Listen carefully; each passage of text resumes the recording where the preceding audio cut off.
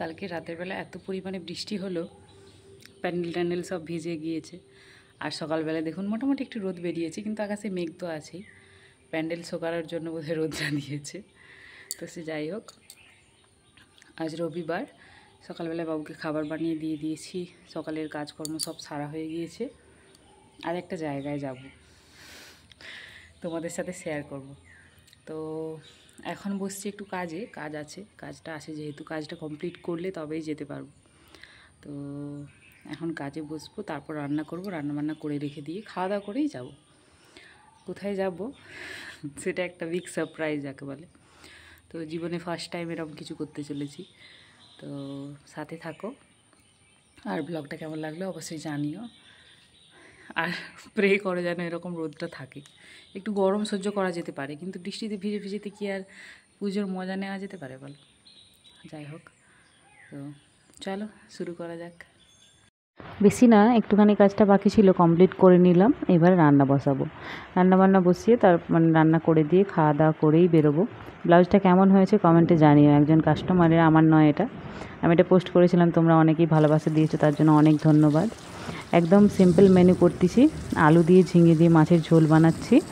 আর মানে ওই টমেটো, আদা, পেঁয়াজ এসব একসাথে পেস্ট করে নিয়ে সেটাকে কষিয়ে বানাবো। মা যেহেতু মাছের ঝোলটা খেতে পছন্দ করে না, চাকা মাছটাও তার একটা তেমন একটা পছন্দ নয়, সেই জন্য এই যে নদীর মুরলা ছিল সেটা ভাজা করেছি। আর এই যে দেখছেন কৌটোতে বেটেছি ঝিঙে, যে কেটেছি ঝিঙের খোসাটা। আগের দিনই বলেছিলাম না যে ঝিঙের খোসা বাটাটা আমার এত পছন্দের খাবার, মানে পছন্দের খাবারের তালিকায় দিন দিন চলে যাচ্ছে, যে ঝিঙে বানালেই খোসাটা ফেলছি না, খোসাটা রেখে দিয়ে এভাবে বানাচ্ছি। তো খাওয়া দাওয়া হয়ে গিয়েছে, এখন প্রায় বাজে 12টা মতো। হঠাৎ করেই বললো যে রেশন দেওয়া হবে। তো মাসের ওই 4-5 তারিখ করেই দেয়, তো আজকে রেশন দিচ্ছিলো। মেজমাও গিয়েছিল, বাবা গিয়ে প্রথমে বসেছিল, বাবা ধরে নিয়েছে। আর যেহেতু বাবা নিয়ে আসতে পারবে না, আমি গিয়েছিলাম, গিয়ে নিয়ে এলাম। নিয়ে এসে খাওয়া দাওয়া করে এখন প্রায় ওই 1:45 মতো বাজে, বেরিয়ে পড়েছি। এখানে দেখুন এত শাপলা ফুল, মানে আমরা যেটাকে বলি শালুক ফুল ফুটে আছে, কি সুন্দর দেখতে লাগছে। বেরিয়ে পড়েছি, দুপুরে রাস্তাঘাটে কেউ কোথাও নেই, একটু ভয় ভয়ও লাগছিল। আর যেখানে যাচ্ছি সেখানে সত্যি কথা বলতে রাস্তাটা আমি প্রথমবার যাচ্ছি, ওই রাস্তাটা সামনে হলেও ওই দিকটাতে কোনো সময়ই যাওয়া হয় না। ওই জন্য যার কাছে যাচ্ছিলাম ফোন করে করেই যাচ্ছিলাম। এতক্ষণে নিশ্চয়ই বুঝতেই পেরে গেছো কোথায় এসেছি। এই যে আমাদের এখানকার সুন্দর বিউটিশিয়ান, পার্লারে কাজ, মানে পার্লার ওর নিজের, ওর নাম অনিন্দিতা, ও ফেসবুকে আছে, তোমরা চাইলে ওকে সার্চ করতে পারো, দেখতে পারো, খুব সুন্দর ওর হাতের কাজ। আর এত ভালো লাগছিল, ও বলছে যে আমি ভিডিও করি ঠিক, কিন্তু যখনই কেউ ভিডিও করে ক্যামেরার সামনে এলে আমার যেন হাসি পেয়ে যায়। এটা হাসির হলেও সত্যি সত্যি অনেকে থাকে ওরকম, অচেনা মানুষের কাছে কিংবা অন্য কেউ ক্যামেরা করলে যে হাসি পেয়ে যায়। ওর পার্লারটা খুব সুন্দর সাজিয়েছে, দেখতেও বেশ ভালো লাগছিল। তো ও হাতের অন্য কাজের পাশাপাশি আমার কাজটাও করে দিচ্ছিল। আজকে একটু হেয়ার স্পা করাবো।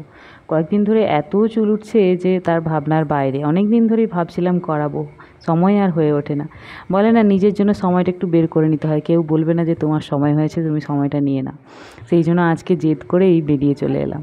দুপুরবেলাটা তো এমনি ঘুমোই না, কাজ করি। আর পুজোর মোটামুটি কাজটা একটু এখনও একটা রয়েছে, মোটামুটি চাপটা শেষ হয়েছে, সেই জন্য চলে এলাম ওর কাছে। ওইখানে প্যাকটা রেডি করছিল আমার চুলে লাগাবে বলে। প্রথমে চুলটা শ্যাম্পু দিয়ে ওয়াশ করে নিয়েছে, তো তারপরে এইভাবে কি সুন্দর করে লাগিয়ে দিচ্ছিল। দেখা যাক যদি কাজ হয়, মানে চুল ওঠা যদি বন্ধ হয় তাহলে আরও একবার করাবো।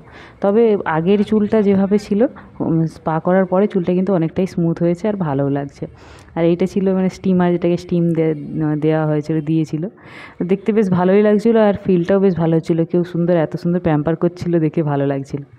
তো খুব সুন্দর ওর, মানে থ্যাংক ইউ অনিন্দিতা, তুমি যদি ভিডিওটা দেখে থাকো অনেক অনেক ধন্যবাদ, তুমি ভালোভাবেই আমাকে করেছো।